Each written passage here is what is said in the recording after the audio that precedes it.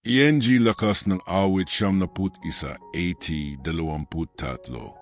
Panginoon, aking Diyos at aking Ama, sa sandaling ito ng panalangin, inilalagay ko ang aking sarili sa harap ng iyong banal at makapangyarihang presensya, na may sumuko na puso, bukas na kaluluwa at espiritong sensitibo sa iyong tinig. Ikaw ang Diyos na nabubuhay, ang Diyos na naghahari, ang Diyos na namamahala sa langit at lupa. Ikaw ang Panginoon ng panahon, ang hari na walang hanggan, ang matuwid na hukom, ang Ama ng mga awa. Ako'y lumalapit sa iyo, Ama, hindi sa aking sariling lakas, ngunit sa pamamagitan ng iyong biyaya, hindi sa aking katuwiran, ngunit sa pamamagitan ng katuwiran ng dugo ng kordero, hindi sa merito, ngunit sa pamamagitan ng pananampalataya sa iyong salita na buhay at aktibo. Panginoon, gaya ng sinasabi sa awit 71, siya na tumatahan sa lihim na dako ng kataas-taasan, sa lilim na makapangyarihan sa lahat ay magpapahinga siya. Inipili kong tumira sa ligtas na lugar na ito. Sa presensyang ito na bumabalot, nagbabago, nagpoprotekta at nagpapatahimik. O Diyos na kataas-taasan, ikaw ang aking kanlungan, aking kuta, ang Diyos na aking pinagkakatiwalaan. Sa makatuwid, ako ay sumisigaw sa iyo ng may espiritual na katapangan. Iligtas mo ako sa mga silo ng kaaway. Iligtas mo ako sa salot na lumalakad sa kadiliman. Iligtas mo ako sa mga palasong lumilipad sa araw. Iligtas mo ako sa bawat salot, sa bawat physical, emotional at spiritual na kasamaan. Takpan mo ako ng iyong mga balahibo. Ilagay mo ako sa ilalim ng iyong mga pakpak. Ang iyong katapatan ay maging aking kalasag. Ipinapahayag ko na walang masamang palaso ang magkakaroon na kapangyarihan sa akin. Dahil ikaw ang aking tagapagtanggol, ang aking tapat na Diyos. Mahulog man ang 1,000 sa aking tabi, kahit na ang 10,000 ay mahulog sa aking kanang kamay. Ipinapahayag ko ng may pananampalataya. Walang hihipo sa akin dahil pinoprotektahan ako ng Panginoon. Ikaw ay magwuto sa iyong mga anghel tungkol sa akin, upang mapanatili nila ako sa lahat ng mga landas ng buhay.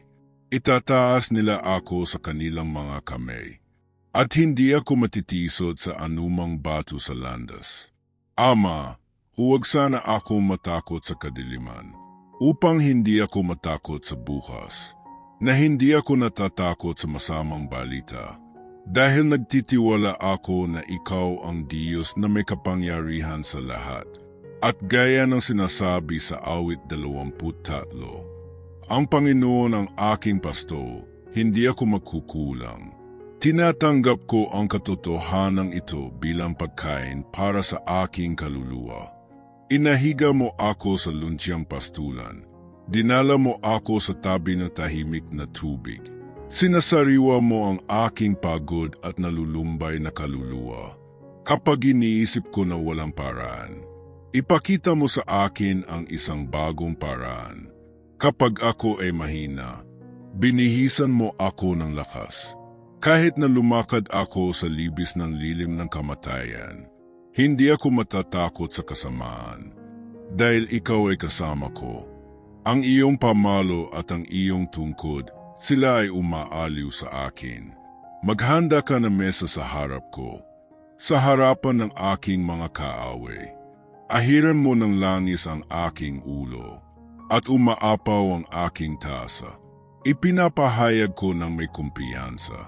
Ang kabutihan at awa ng Panginoon ay susunod sa akin sa lahat ng mga araw ng aking buhay.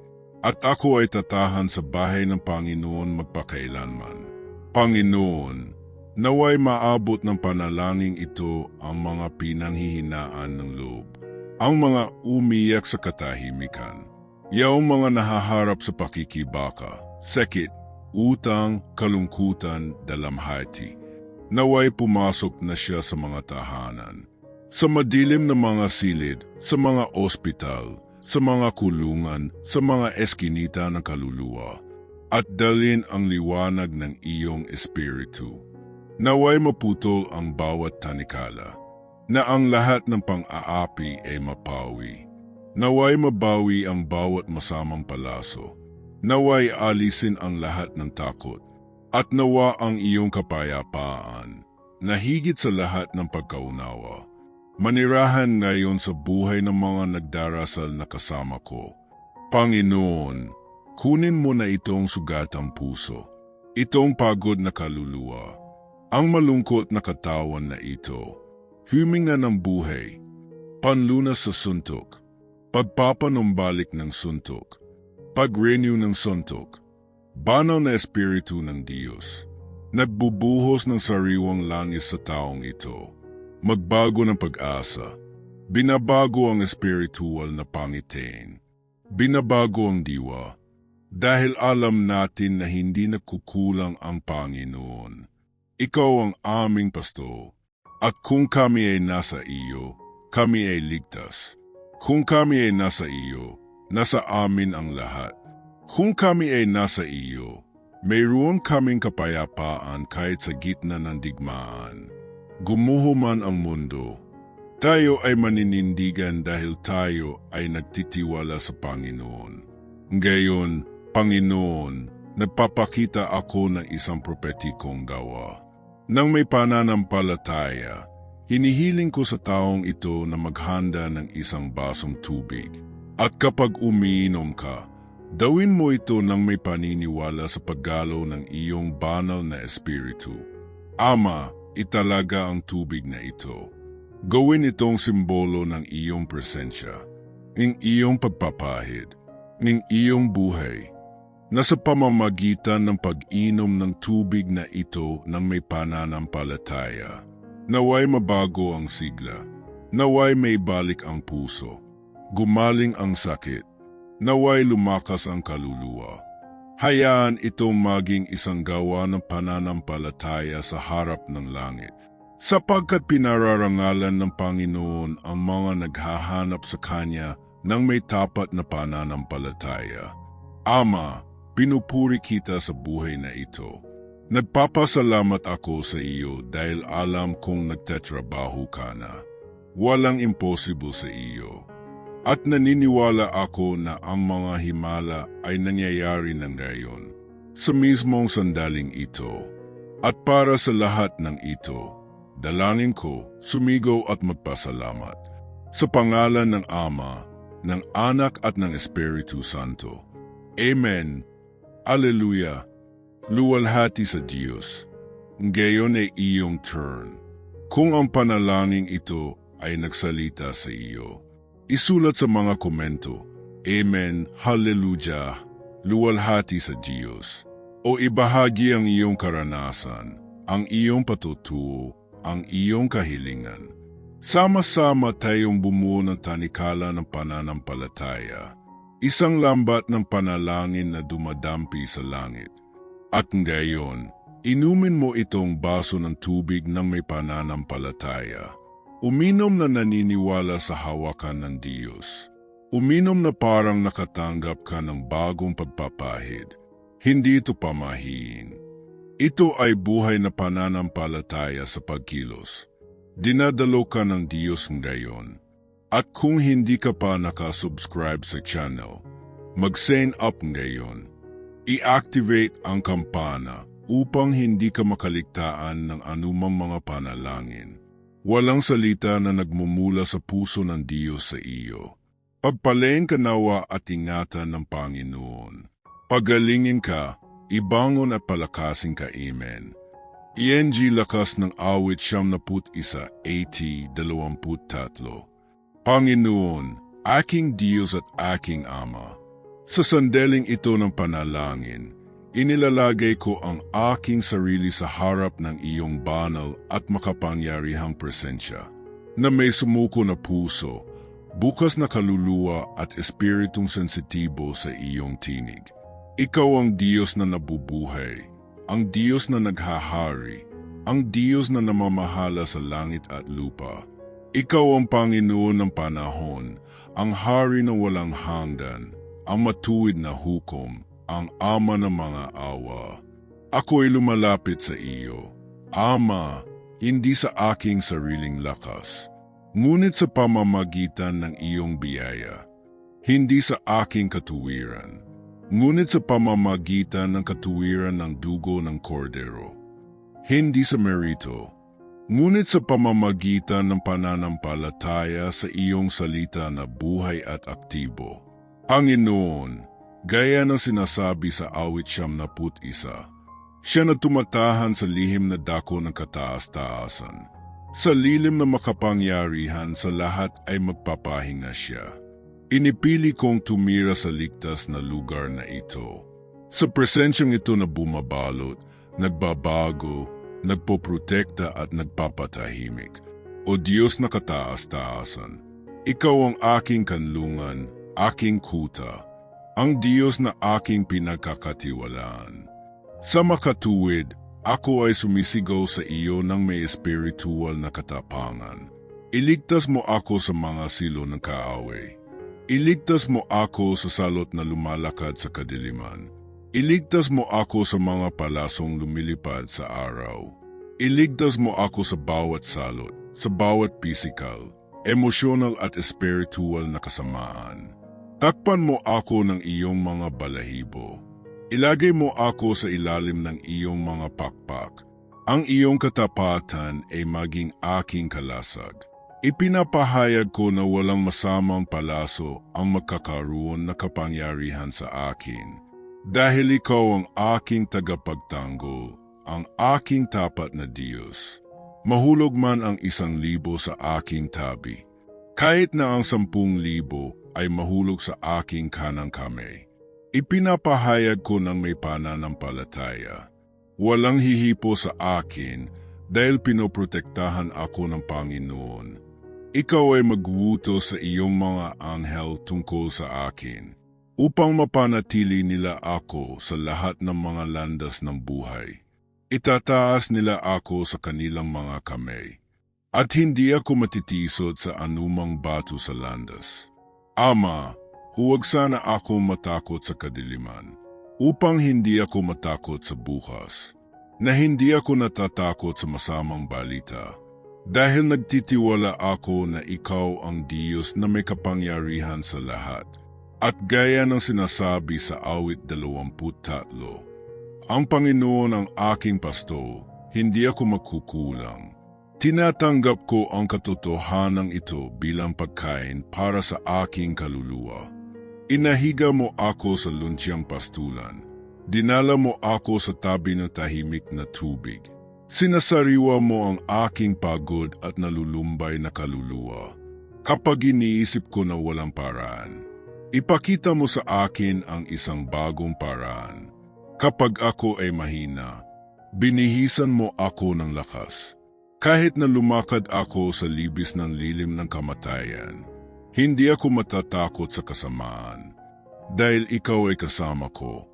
Ang iyong pamalo at ang iyong tungkod, sila ay umaaliw sa akin. Maghanda ka ng mesa sa harap ko, sa harapan ng aking mga kaaway. Ahiran mo ng langis ang aking ulo, at umaapaw ang aking tasa. Ipinapahayag ko ng may kumpiyansa. Ang kabutihan at awa ng Panginoon ay susunod sa akin sa lahat ng mga araw ng aking buhay. At ako ay tatahan sa bahay ng Panginoon magpakailanman.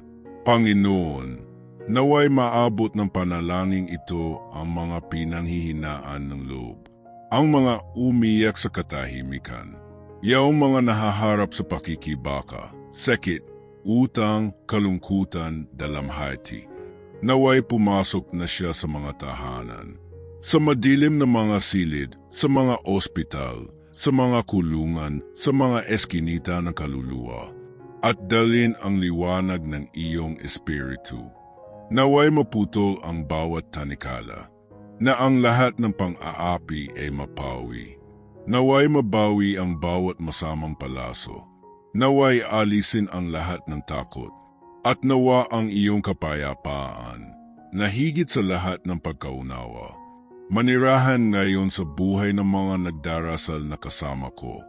Panginoon, kunin mo na itong sugatang puso, itong pagod na kaluluwa, ang malungkot na katawan na ito, huminga ng buhay, panlunas sa suntok, pagpapanumbalik ng suntok, pag-renew ng suntok, banal na espiritu ng Diyos, nagbubuhos ng sariwang langis sa taong ito, magbago ng pag-asa, binabago ang espiritual na pangitain, binabago ang diwa, dahil alam natin na hindi nagkukulang ang Panginoon.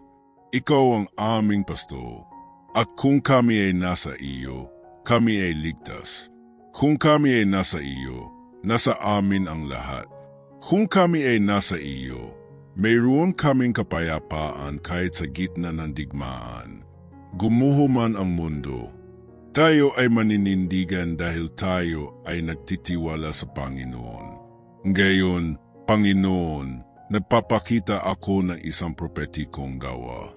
Nang may pananampalataya, hinihiling ko sa taong ito na maghanda ng isang basong tubig.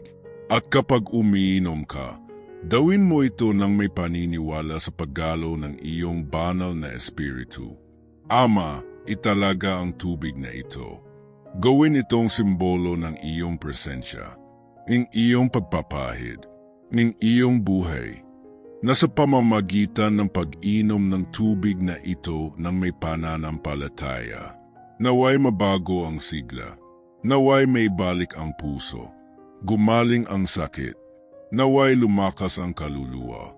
Hayaan itong maging isang gawa ng pananampalataya sa harap ng langit, sapagkat pinararangalan ng Panginoon ang mga naghahanap sa Kanya ng may tapat na pananampalataya.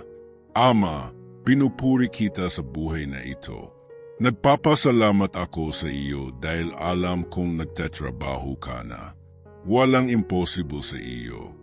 At naniniwala ako na ang mga himala ay nangyayari na ngayon sa mismong sandaling ito. At para sa lahat ng ito, dalangin ko, sumigaw at magpasalamat. Sa pangalan ng Ama, ng Anak at ng Espiritu Santo. Amen. Alleluia. Luwalhati sa Diyos. Ngayon ay iyong turn. Kung ang panalangin ito ay nagsalita sa iyo, isulat sa mga komento, Amen, Hallelujah, luwalhati sa Diyos. O ibahagi ang iyong karanasan, ang iyong patutuo, ang iyong kahilingan. Sama-sama tayong bumuo ng tanikala ng pananampalataya, isang lambat ng panalangin na dumadampi sa langit. At ngayon, inumin mo itong baso ng tubig ng may pananampalataya. Uminom na naniniwala sa hawakan ng Diyos. Uminom na parang nakatanggap ka ng bagong pagpapahid. Hindi ito pamahiin. Ito ay buhay na pananampalataya sa pagkilos. Dinadalo ka ng Diyos ngayon. At kung hindi ka pa nakasubscribe sa channel, mag-sign up ngayon. I-activate ang kampana upang hindi ka makaligtaan ng anumang mga panalangin. Walang salita na nagmumula sa puso ng Diyos sa iyo. Pagpalain ka nawa at ingatan ng Panginoon. Pagalingin ka, ibangon at palakasin ka. Amen.